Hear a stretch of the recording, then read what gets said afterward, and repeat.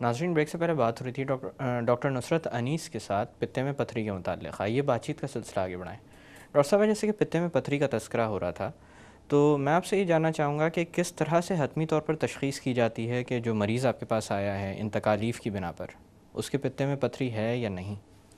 دیکھیں، سب سے پہلے تو اس کی جو کمپلینٹس ہیں عموماً سیدھے ہاتھ پر پسلیوں کے نیچے درد ہوتا ہے، کمر کی طرف بھی جا سکتا ہے وہ درد، الٹی متلی ساتھ ہونا، بدہضمی رہنا، کھانے کا صحیح طرح سے ہضم نہیں ہوتا ان کو. جی. اور کچھ مریض آتے ہیں جو معدے میں تیزابیت یا معدے کی ایک ویگ سی کمپلینٹس تکلیف کے ساتھ آتے ہیں. جی. تو پھر دوسرا کہ ان کو معائنہ کریں، معائنہ کر کے اگر تو وہ ایکیوٹ اٹیک میں ہیں تو بہت آسان ہے معلوم ہونا کہ ان کو پتے میں پرابلم ہے. اور حتمی تشخیص جو ہے وہ تو الٹرا ساؤنڈ کے ذریعے، الٹرا ساؤنڈ پک کر لیتا ہے بہت آرام سے کہ گال بلیڈر میں سٹونز موجود ہیں.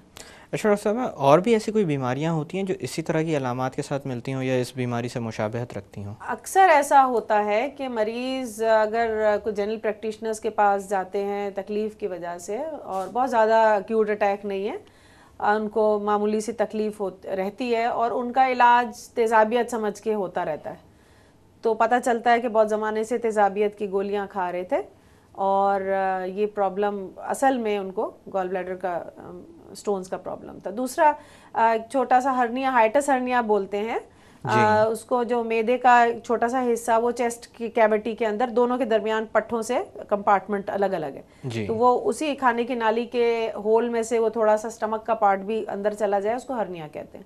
تو ہرنیا کی کمپلینٹس بھی اسی قسم کی ہو سکتی ہیں. تو یہ دو تین چیزیں ہیں جس سے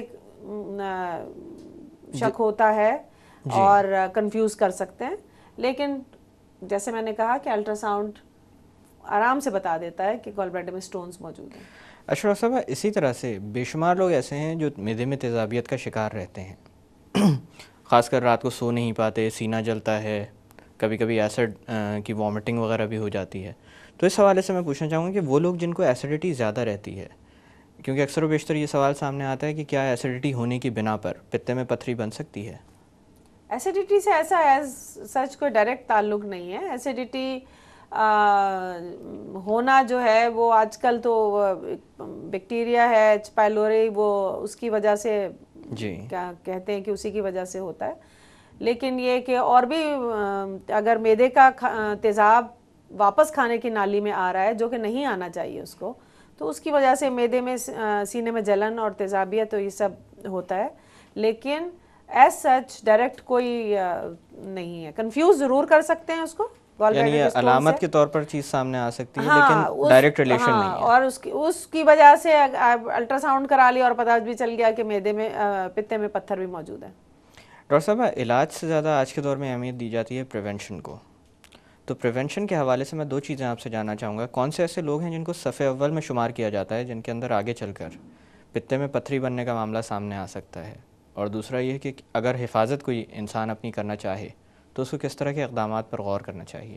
دیکھیں، جیسے میں نے آپ کو پہلے ہی بتایا کہ خواتین میں اور وہ اگر ان کے گھر میں پہلے بھی پیرنٹس کو رہ چکا ہے تو یہ تھوڑا سیڈنٹری ہیبٹس، گھریلو خواتین بچے پیدا نہ کریں، کم بچے خوشحال گھرانہ رکھیں، اور ایکسرسائز کریں، اپنا وزن کم رکھیں، اور کولیسٹرول کو اپنا کنٹرول میں رکھیں، بہت زیادہ چکنائی والی غذا استعمال نہ کریں، ایکسرسائز کرنا، اور کچھ میڈیکیشنز جیسے پلز ہیں، کانٹرسیپٹیو پلز ہیں، یا کوئی اور ہارمون ٹریٹمنٹ لے رہے ہیں، یہ سب چیزیں کنٹریبیوٹ کرتی ہیں. تو اگر ان چیزوں کو صحیح رکھیں گے تو بہت امید ہے کہ یہ معاملہ آگے چل کر سامنے آئے. بالکل. ڈاکٹر صاحب، ایک دفعہ جب پتھری کا معاملہ سامنے آ جاتا ہے تو کس طرح کا علاج تجویز کیا جاتا ہے؟ دیکھیں، اگر جیسے میں نے کہا کہ اگر سائلنٹ سٹونز ہیں، کچھ کہا نہیں ہے انہوں نے ابھی تک مریض کو، تو دو سکولز آف تھاٹس ہیں کہ بھئی کچھ لوگ کہتے ہیں کہ پڑے رہیں، وہ جب کوئی پرابلم کریں گے اس وقت سرجری کرا لیجیے گا. لیکن اگر پیشنٹ کے ساتھ اور بھی کسی قسم کے پرابلمز ہیں، اسپیشلی کوئی مرد ہے، میں تو ایڈوائز کرتی ہوں کہ کروا لیں. دوسرا یہ کہ ڈائبٹیز ہے مریض کو، یا بلڈ پریشر ہے یا کوئی اور اس قسم کی پرابلمز ہیں جس میں آگے جا کے کوئی کمپلیکیشنز مریض کو ہو سکتی ہیں.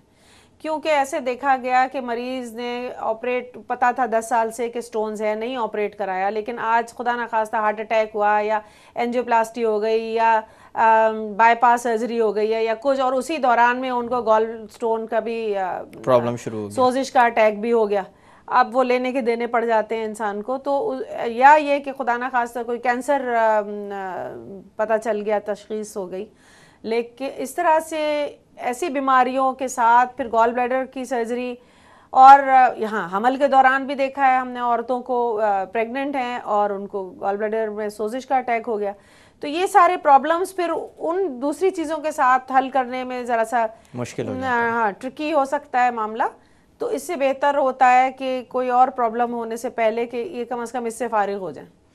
ڈاکٹر صاحبہ کیا یہ سٹونز پتے کے کینسر کا باعث بھی بن سکتے ہیں؟ جی بالکل, لانگ سٹینڈنگ اگر ہیں, بہت زمانے سے سٹونز پڑے ہوئے ہیں, اور یہ ایسا نہیں ہے کہ کوئی ایک ہی سٹون ہے, ہم جیم پیکڈ سٹونز دیکھتے ہیں, یعنی کروڑوں کی تعداد میں ایسی بھی شکل کے ہوتے ہیں جیسے پپیتے کے اندر بیج بھرے ہوئے ہوتے ہیں نا, اس طرح کا بھرا ہوا سٹونز نکل رہے ہیں, یا بڑے بڑے جس سے کنچے بچے کھیل رہے ہوتے ہیں اس طرح کے سٹونز بنے ہوئے ہیں, یا ایک ہی اتنا بڑا کہ انڈے کے جتنا بڑا پتھر ہے اس پہ پتا تقریباً چڑھ چکا ہے اس کے اوپر, وہ اس طرح کے سٹونز فارم ہو جاتے ہیں.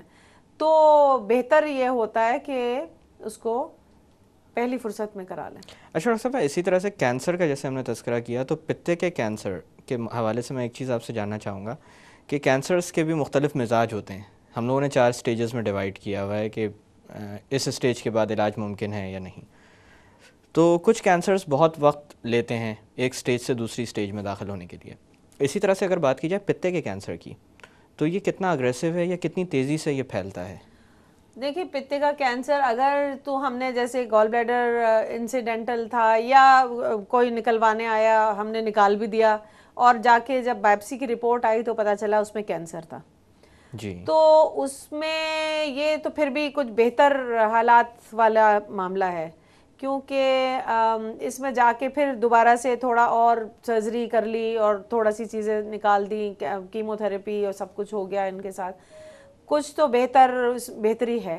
لیکن اکثر ایسے ہوتا ہے کہ گال بلیڈر کے علاج کے لیے آتے ہیں اور ہمیں پتہ چلتا ہے وہاں جا کے کہ یہ بہت بری حالت میں پتا جکڑا ہوا ہے, کوئی نکالنا بھی مشکل ہو جاتا ہے, اور نکل بھی جائے تو اس کی اگر دیوار سے باہر کی طرف نکل آیا ہے کینسر, جی, تو پھر آپ سمجھیں کہ یہ 4-6 مہینے سے زیادہ کی, یعنی بہت اگریسو کینسر ہے یہ. ہاں اگریسو کینسر ہے. زیادہ تر لوگ ایسی سٹیج پر ہی ڈائگنوز ہوتے ہیں کہ وہ 4 سے 6 ماہ کے آگے نہیں نکال پاتے. اچھا ڈاکٹر صاحب, سرجریز کس کس طرح کی ایڈوائز کی جاتی ہیں اس سلسلے میں؟ دیکھیں آج کل گولڈ سٹینڈرڈ ہے لیپروسکوپک سرجری, جس کو عام زبان میں لوگ لیزر سرجری کہتے ہیں, لیکن وہ لیزر نہیں ہوتا, وہ صرف چھوٹے چھوٹے سوراخوں سے کیمرہ اور ہمارے جو اوزار ہیں وہ اندر ڈالتے ہیں, ہم ٹی وی کا اسکرین ہوتا ہے سامنے, اس پہ دیکھ کے پتے کو نکال دیا جاتا ہے. جیسے بچے ٹی وی دیکھتے ہیں اور ہاتھوں سے ویڈیو گیم کھیلتے رہتے ہیں, اس طرح سے پتا نکل جاتا ہے, اور ناف میں جو سوراخ ہے جہاں سے کیمرہ ڈالا ہوتا ہے وہاں سے پتا باہر نکال دیتے ہیں. یہ لیپروسکوپک گولڈ سٹینڈرڈ ہے. اب دنیا میں سب سے پہلے اگر کسی کو ایڈوائز کرنا ہے تو لیپروسکوپک ہی ایڈوائز کیا جانا چاہیے. جی, کھول کے چیرا دیکھ کے پہلے ہوتا تھا. پہلے اگر کسی نے اپنے نانی دادی کے زمانے کا اگر پتا دیکھا ہے تو ایک ایک بالشت بڑے چیرے لگے ہوئے ہوتے تھے. جی, اور ہماری بھی ٹریننگ کے زمانے میں ہمارے استاد اتنے ہی بڑے چیرے لگایا کرتے تھے. جی, تو ظاہر ہے وہ جتنا بڑا چیرا ہوگا اتنا مریض بستر میں پڑا رہے گا, 2 ہفتے اٹھے گا نہیں, اور مسئلے مسائل زیادہ, تکلیف زیادہ, انفیکشن, زخم کھل گیا, خراب ہو گیا, ہرنیا بن گیا, بہت سارے مسئلے مسائل ہو سکتے ہیں.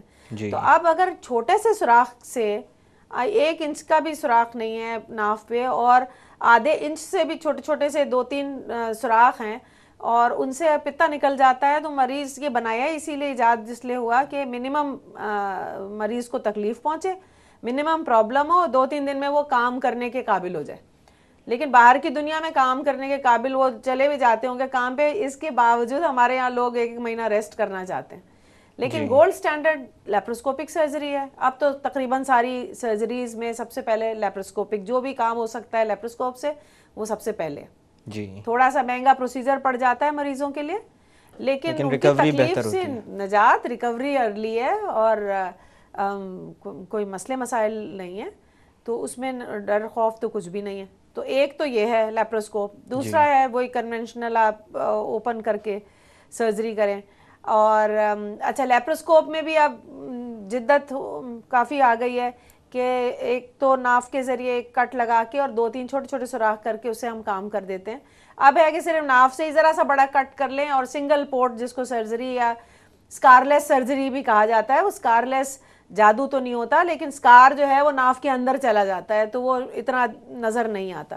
تو ایک ہی جگہ سے سارے اوزار ڈال کے تھوڑا سا ٹیکنیکلی ہمارے لیے ڈیفیکلٹ ہوتا ہے, لیکن ہو رہا ہے, یہ بھی ہو رہا ہے. لوگ جو آپٹ کرتے ہیں کہ سنگل پورٹ وہ اس سے بھی زیادہ ایکسپینسو پڑ جاتا ہے. اس سے آگے بھی ہے انڈوسکوپس ڈال کے میدے میں انڈوسکوپی کے ذریعے میدے میں سوراخ کر کے وہاں سے جا کے پتا نکال کے لے آئیں, یا بڑی آنت کے ذریعے نیچے سے آپ اسکوپ ڈالیں, انڈوسکوپ ڈالیں, یا عورتوں میں وجائنا کے تھرو جا کے اسکوپ ڈال کے انڈوسکوپ سے نوٹس اس کو بولتے ہیں. تو یہ طریقے بھی موجود ہیں. جی ہاں ڈاکٹر صاحب, ہم تھوڑی دیر کے لیے باتوں کا سلسلہ روکتے ہیں. ناظرین وقت ہو ایک چھوٹی سی کمرشل بریک کا. بریک سے واپس آ کر پتے میں پتھری کے متعلق مزید بات کی جائے گی. Stay with us.